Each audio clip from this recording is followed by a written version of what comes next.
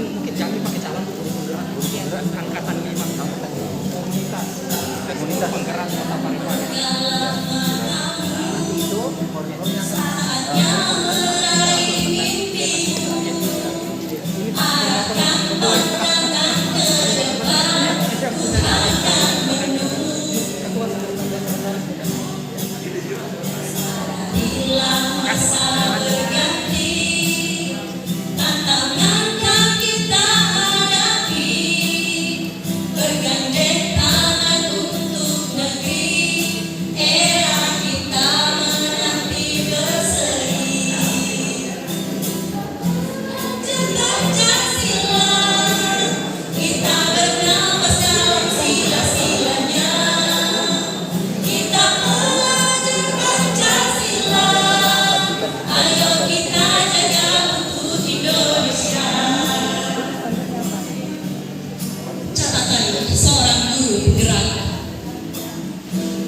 beragam rasa yang muncul, berbagai kesan yang terukir.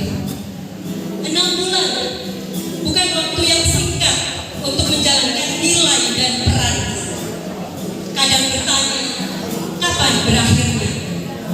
Hari ini pertanyaan itu terjawab. Guru, menuntun dengan ikhlas adalah tanggung jawabmu, agar budi pekerti ada dalam akhlak muridmu. Membangun kodrat murid adalah amanah bagimu, agar perkembangan muridmu dapat maju.